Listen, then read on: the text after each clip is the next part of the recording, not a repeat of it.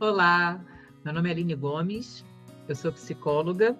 Estou aqui a convite, com muito orgulho, da Foco Saúde para compartilhar com você mais informações sobre saúde mental e agora, para ser bem específica, saúde mental e vida profissional.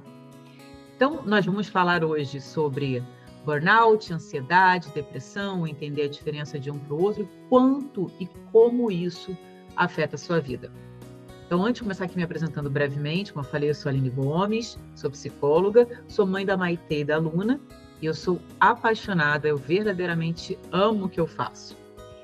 Mas então vamos entender aqui, começar aqui explicando para vocês o que é saúde mental. De acordo com a Organização Mundial de Saúde, a saúde não é apenas a ausência de doenças, a saúde é também a manutenção da qualidade de vida e do bem-estar de um indivíduo. E quando a gente fala sobre saúde, e até de acordo com a Organização Mundial de Saúde, não é apenas a saúde física. A gente está falando também, e por isso que eu cito aqui, da saúde mental. Então, um indivíduo, você, que não está diagnosticado com ansiedade, com depressão, mas você está sem uma falta de sentido na vida, você sente que está apenas sobrevivendo, a gente então pode dizer que você não está sentindo um bem-estar, que você não está no seu melhor momento de produtividade, então a gente pode estar sim dizendo que você está com déficit de saúde, tá? Mas em linhas gerais, isso que significa saúde mental, é ter também qualidade de vida, é ter também bem-estar no seu cotidiano. O que é burnout? O que é depressão? O que é ansiedade? É tudo a mesma coisa? Não, não é a mesma coisa. Até começar aqui com ansiedade e depressão. Ansiedade é popularmente conhecido como realmente um pensamento para o futuro. Mas é qualquer pensamento sobre o futuro? Não. É um pensamento catastrófico, insistente e acelerado sobre o futuro. Ok que todos nós termos alguma quantidade de ansiedade dentro de nós ou no nosso dia a dia faz parte e é saudável, porque a ansiedade nos compõe. A questão é quando a ansiedade ela toma conta da maior parte das horas do dia desse indivíduo, quando a pessoa ela passa o maior tempo que ela está acordada, ou qualquer evento que aconteça, uma ligação, uma mensagem de texto, a marcação de uma reunião já faz com que ative um pensamento que indica que essa reunião vai dar errado. Eu vou cometer alguma falha nessa reunião. Então, eu sou tomada e tenho as sensações físicas, de uma preocupação, de uma tensão de que realmente aquilo vai dar errado. Mas são pensamentos apenas e sempre voltado para o catastrófico.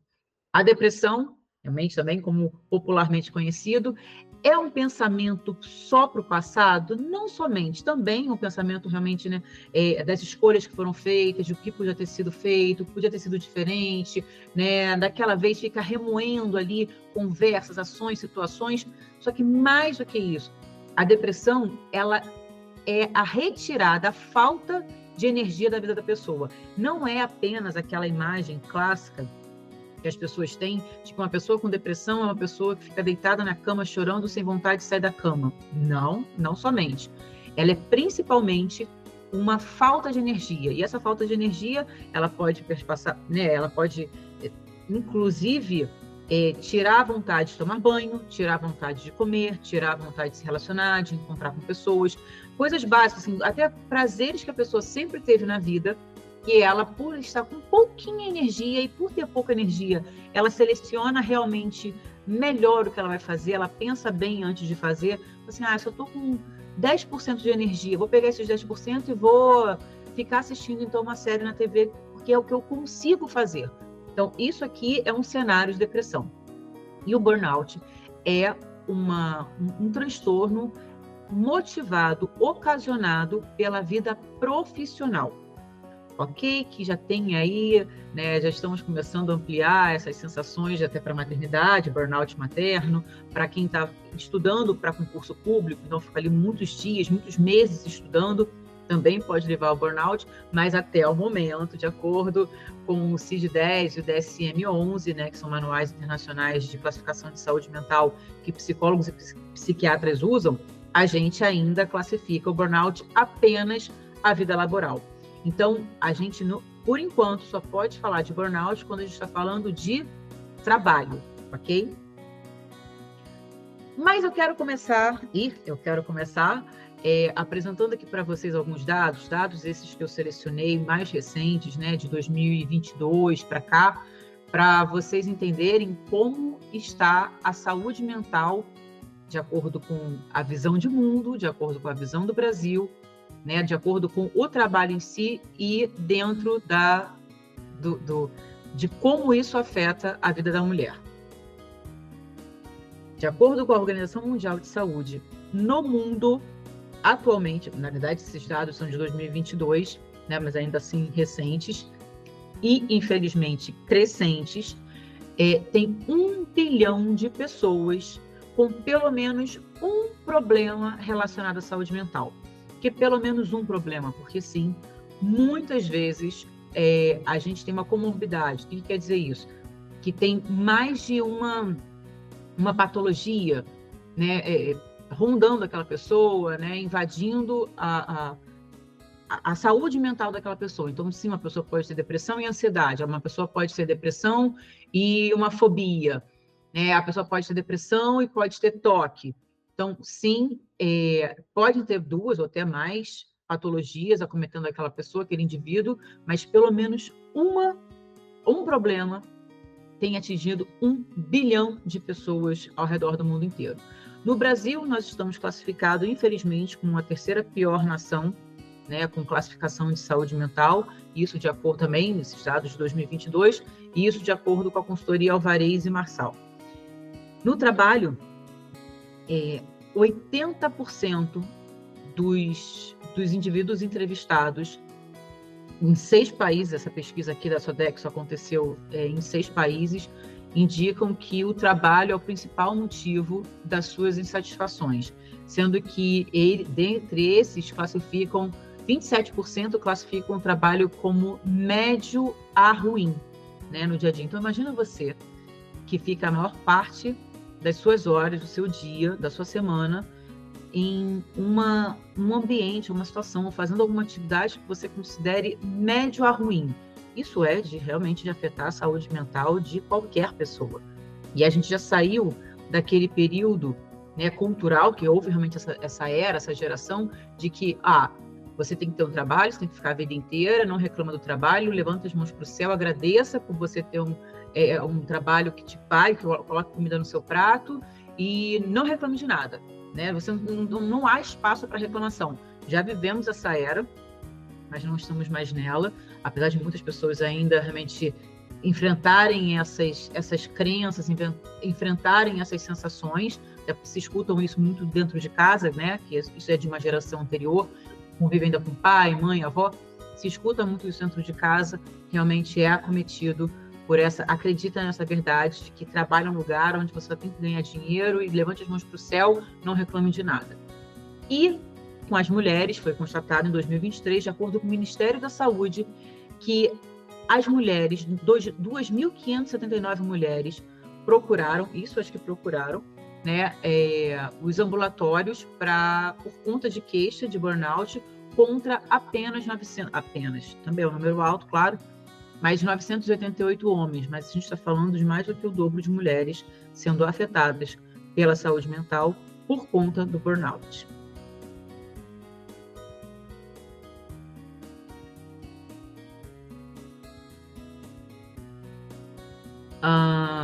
Continuando aqui.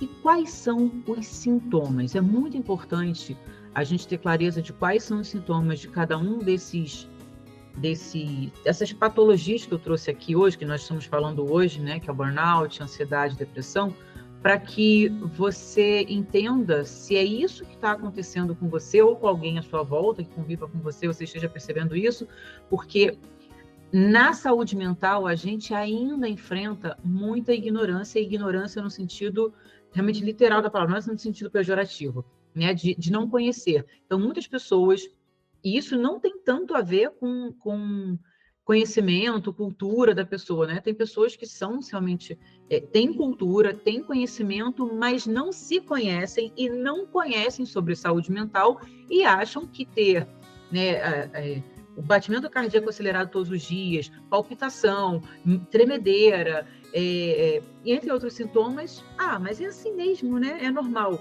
Não é normal, tá?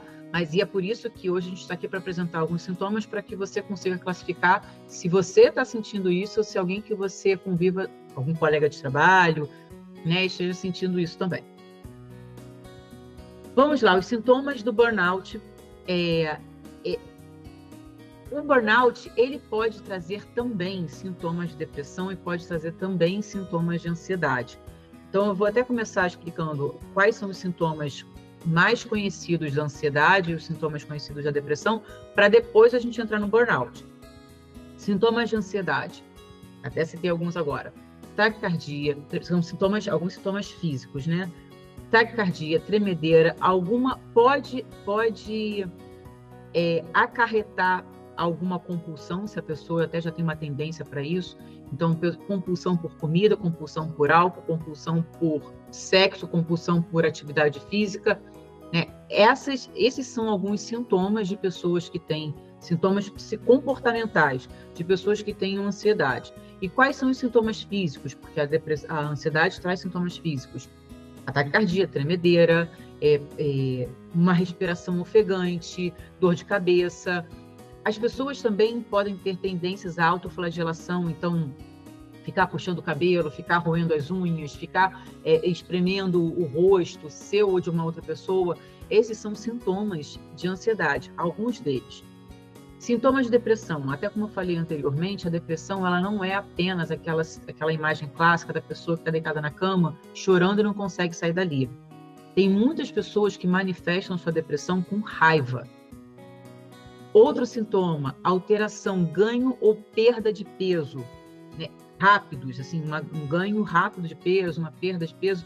E o sintoma mais importante da depressão é a falta de energia.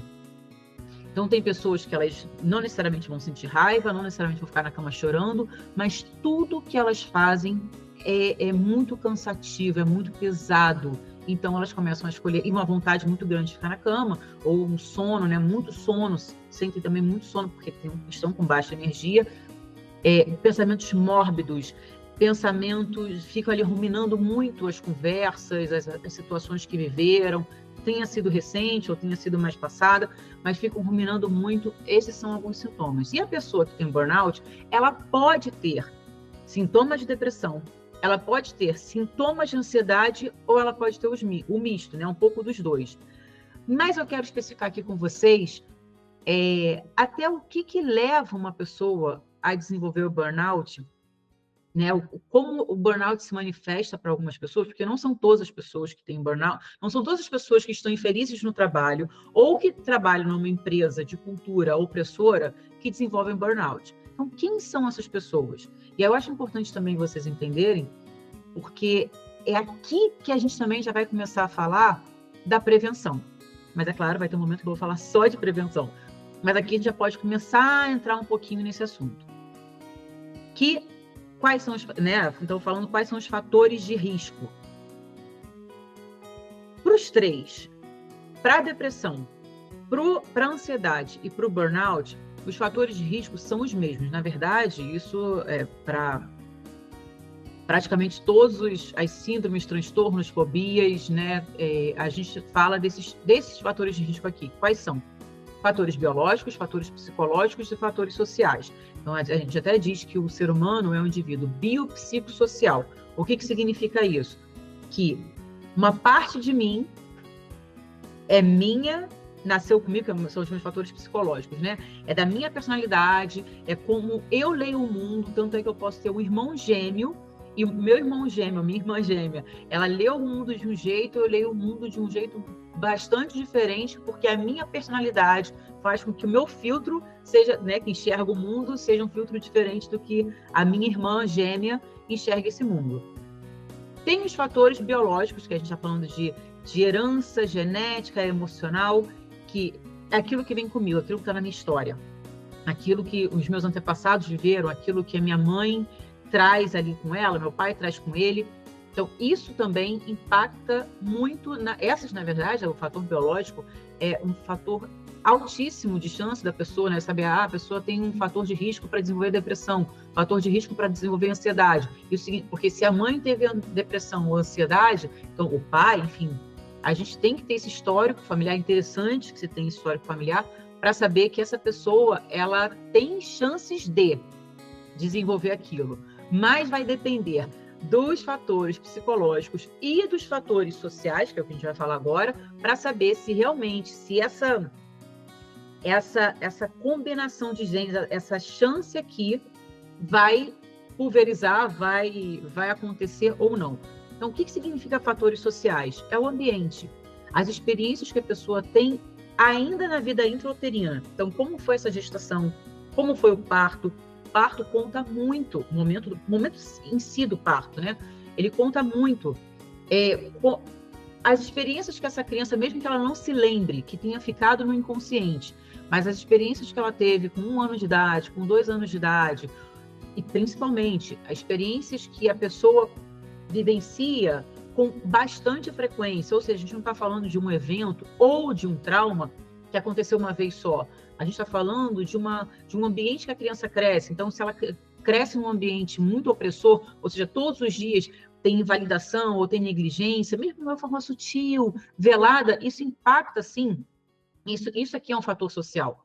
Porque essa pessoa, ela pode ter esses genes da família, ela pode ter a personalidade dela, mas se ela crescesse num outro ambiente, numa outra cultura, num outro país, provavelmente não, porque a ciência comprova isso, né?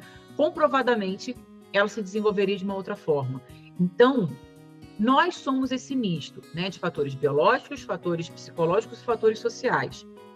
E aí, nessa combinação aqui, que a gente vai ver como esse ser humano se desenvolve, quem ele é, principalmente na vida adulta dele. É porque da infância até mais ou menos os 18 anos de idade, que é quando o córtex pré-frontal aqui ainda está sendo formado, está sendo constituído, não está totalmente, ele vai se moldar, vai finalizar aqui mais ou menos por volta dos 25 anos. E por que a gente tem que esperar isso? Por que isso aqui é importante? Porque isso aqui, inclusive, é como se avaliam as consequências das nossas ações. Então, aqui, enquanto isso aqui não está desenvolvido, a gente está falando de um ser humano imaturo e moldável ainda.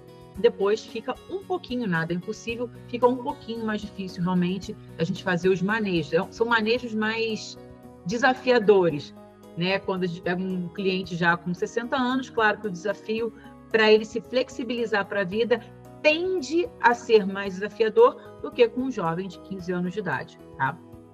Então, os fatores sociais, eles impactam os fatores psicológicos como os fatores biológicos.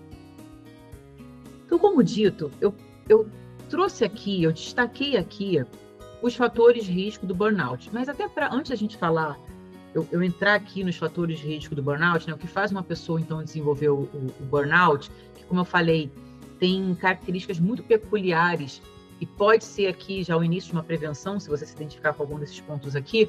Eu quero antes citar um caso que eu atendi, né, mantendo claro toda a ética e o sigilo que se deve ao caso. Apesar de também ter atendido vários casos, eu tenho, no momento, clientes que a gente vem trabalhando realmente o burnout, mas tem um caso que eu considero até muito bonito, que foi de uma cliente que na primeira sessão, isso já tem mais de 2 anos, na primeira sessão, ela abre aqui a tela, né, porque eu atendo online, a gente abre a tela e ela só consegue chorar. Trabalhando home office, então eu percebia que ela estava no ambiente de trabalho, apesar de estar na casa dela, ela estava no ambiente de trabalho, porque ela estava arrumada, né, e o fundo ali era um fundo que ela tinha se organizado para ter uma área de trabalho na casa dela, então ela só conseguia chorar. E aí, as sessões seguintes, ela até nem conseguia vir tanto, apesar de ter chorado muito, ter sido muito importante para ela, palavras dela, ter sido muito importante para ela aquele momento, nas sessões seguintes, ela nem conseguia vir direito, porque o trabalho demandava. Ela não conseguia organizar a agenda dela, ou priorizar a agenda dela para as questões pessoais, porque o trabalho demandava muito. Ok. E aí, conforme a gente foi trabalhando, né, as histórias de infância, a linha da vida do tempo dela, o que ela aprendeu com os pais dela, o que ela aprendeu com os pais dela sobre trabalho, o que ela aprendeu com os pais dela antes de trabalho, né? O que ela aprendeu com os pais dela sobre nota no colégio, performance no colégio, o que ela aprendeu com ela sobre dinheiro, sobre como é que ela era, qual era o papel dela dentro da família dela, qual é o papel dela hoje dentro dessa empresa, como e por que ela se acha importante dentro dessa empresa, o que esperam dela. A gente fazendo desvendando toda essa história dessa pessoa, ela foi se dando conta realmente e a consciência faz com que as coisas comecem a doer mais, porque é isso, a gente fica sentado no prego, né, aquela história de falta de qualidade de vida, né? A gente fica sentado no prego sem sentir que está sentado no prego. Conforme a gente vai fazendo terapia e vai tomando consciência, o prego começa a doer. O prego que a gente está sentado, né, está ali doendo, ele começa a doer. Que já deveria estar doendo, ele começa a doer. E aí, então, essa cliente foi se dando conta do ambiente opressor, e até palavras dela, assim, ela foi se dando conta que era um ambiente machista, porque o salário dela era inferior aos pares dela, e já há alguns anos, e até houve um reajuste, que ela até me contou, assim, toda orgulhosa, que tinha recebido um reajuste salarial, mas ainda assim aquém de seus pares, homens. Então, ela se deu conta do ambiente machista, ela se deu conta do quanto aquilo era um ambiente estressor, apesar de trabalhar home office, né? Era um ambiente estressor para ela, porque ela, quando estava interagindo com a família dela, ela estava sem paciência, ela estava irritada, ela estava com todos, assim, mesmo sendo a filha, né, pequenininha, que ficava ali na creche, que ela não só via, né, que a filha ficava integral na creche, então ela não via tantas horas quanto gostaria, e quando ela estava com a filha, não estava com qualidade, porque ela estava irritada, ela estava cansada. Até que, em um determinado momento, ela se dá conta, já um ano depois, porque ela também porque tinham todos os ganhos daquele trabalho, tanto o salário quanto a segurança, segurança de identidade. Ela estava ali há mais de 10 anos naquela empresa, né? O status de ser uma empresa importante, onde ela trabalhava, onde os vizinhos, pessoas familiares, né, se orgulhavam dela por ela trabalhar tantos anos naquela empresa. Ela começa a se dar conta que ela não quer mais aquilo para a vida dela. Mas abrir mão não é simples assim, né? É um processo. Você realmente, até por uma responsabilidade mesmo, até financeira, assim, de toda a estrutura familiar, não é assim. A gente, descobri que essa empresa me faz bem, descobri que eu não estou bem aqui dentro e vou jogar para o alto. A gente, nem em terapia, que a gente percebe o quanto aquilo está adoecendo a pessoa, a gente não toma essa estratégia. A gente desenha realmente uma estratégia que seja mais saudável. Vai ter alguma dor? Vai ter alguma dor, né? De desapegar de algo, de renegar algo, vai ter alguma dor. Mas é uma dor, claro, para algo muito melhor, e que a gente faz de uma forma estruturada. Então, essa cliente começa a perceber que ela não está se sentindo bem ali, não está feliz, e quando até começo a chamá-la para voltar para o presencial, na verdade, um híbrido ali, sendo que o híbrido era, então, ou ela estaria em casa ou ela estaria viajando. E o viajar começou a ficar para ela insustentável, e aí, quando ela pensa em pedir demissão, ela é demitida. E aí a gente tivemos uma sessão, né? Uma sessão que ela me traz assim, chocada, mas feliz, mas não esperava aquilo, mas que bom, Deus, Deus me livre quem me dera. Deus me livre quem me dera, não queria ser demitida, mas fui demitida, enfim. Foi demitida, ela já, né, já está atuando numa nova carreira, uma carreira bem diferente da que ela atuava ali durante muitos anos, mas isso também precisou de um processo em paralelo de autoconhecimento para que ela fosse desenhando paralelamente, né, como ela gostaria de trabalhar, o que ela queria fazer da vida dela, para conseguir, então, né, fazer essa transição. E hoje ela, até brinco com ela, porque antes ela abria ali a tela e era realmente ela sempre assim, sobrecarregada, muito tensa, né? Via pela expressão facial dela, muito tensa, né? Hoje ela sempre vem com uma roupa mais clara, ela faz atividade física, coisas que antes eu falava assim, vai pelo menos passear com o cachorro na rua, ela não conseguia nem passear com o cachorro na rua, para desanuviar, né? Para mudar ali o ambiente, ela ficava entrando de uma reunião em outra. Hoje ela chega, às vezes, até com roupa de academia, ela está muito mais leve, é uma outra mulher. E é um caso que eu fico muito feliz, muito orgulhosa de ter testemunhado essa transformação. Ela agora é uma mulher perfeita? Não, não é, porque perfeição não existe. Mas ela é uma mulher muito mais livre. Ela se questiona assim, como eu me permiti fazer aquilo, ficar tanto tempo naquilo. Há tantos anos eu não li um livro. Há tantos anos eu não fazia um curso que fizesse sentido para mim, não um curso que tinha a ver com o trabalho. Então, realmente sim, é uma outra mulher, e eu me orgulho muito da história dela. E trazendo esse caso aqui, que eu quero mostrar para você que o que é uma pessoa que estava ali inconsciente, sofrendo, normalizando, e até mesmo começando a sentir dores, não conseguia nem arranjar tempo para voltar para outras sessões de terapia, para uma mulher que hoje tem qualidade de vida com a filha dela, tem qualidade de vida com o marido dela, eles viajam, eles passeiam, ela vai para academia todos os dias, ela está com um outro semblante, uma outra aparência. Realmente existe vida após um trabalho abusivo, após um trabalho que te adoece, tá? Mas então, falando aqui, quais são os fatores de risco do burnout, como eu falei, existem algumas especificações aqui interessantes para trazer, porque para você que até já tem alguma dessas características, não tropeçar e de repente se ver sentindo, né, vivenciando aí um burnout. Então, as pessoas que têm burnout, a gente precisa juntar 3 fatores. O primeiro, que não está escrito aqui, mas eu vou trazer para você, o primeiro é que o ambiente de trabalho é um ambiente que tende a ser opressor, abusivo, desrespeitoso.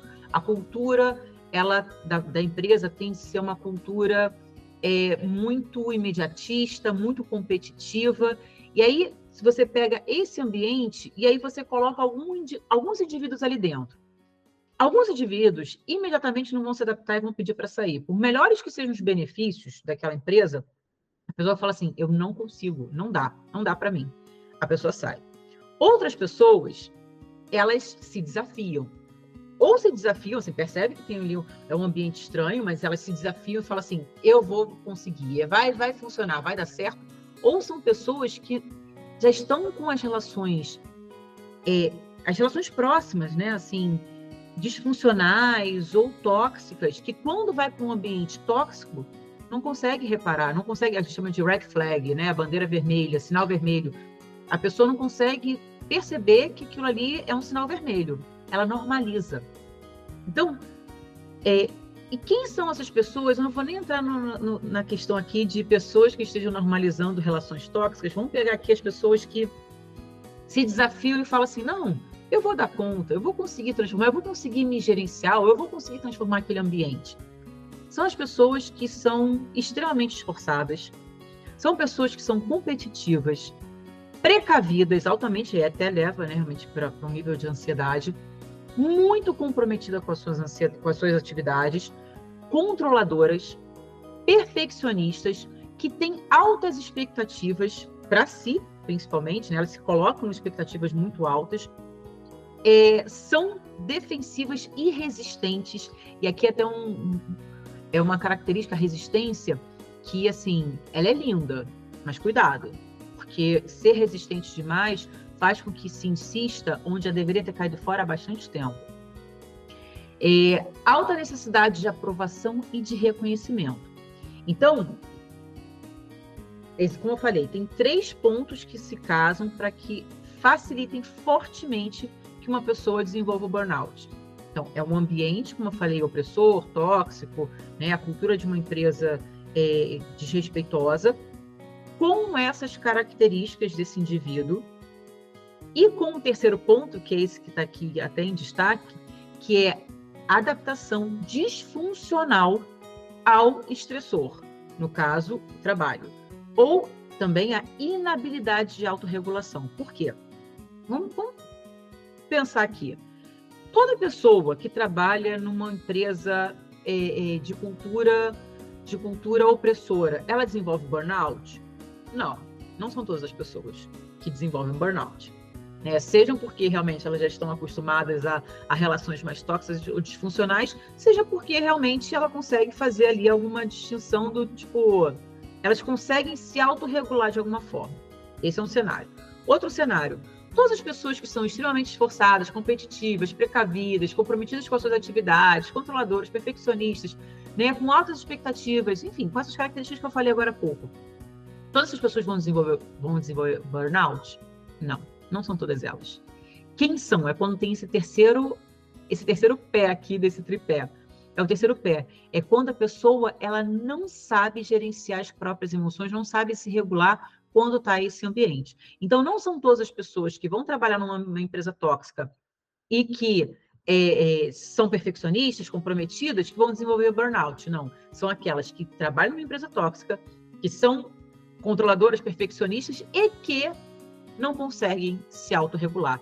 Ou seja, não tem até um compensador na vida lá fora, um hobby, uma meditação, uma terapia, algo que faça com que ela gerencie esse caldeirão aqui todo de uma outra forma.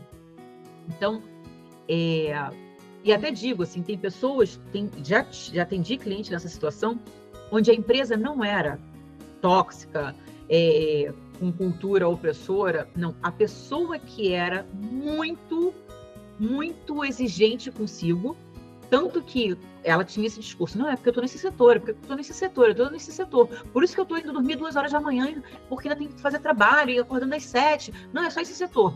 Ok, eu acompanhando ali a pessoa, atendendo semanalmente. Quando essa pessoa foi promovida, ou seja, o tal do outro setor, que seria mais leve, que seria mais tranquilo, no começo, realmente, na primeira semana, nossa, é muito melhor aqui, eu tô muito mais feliz, tô conseguindo voltar a fazer atividade física, né? Até já me inscrevi aqui na academia. Não se passou um mês, eu percebi que a pessoa estava imprimindo de novo aquele ritmo para ela, porque era dela, era uma dificuldade dela se autorregular. Não era o ambiente que era... O ambiente era desafiador, não era esse ambiente disfuncional. Ela é que era tóxica com ela mesma. Ela é quem era disfuncional com ela mesma. E aí a gente foi trabalhando isso, e é um outro caso também muito lindo, que eu tenho muito orgulho da história dessa cliente, muito mesmo.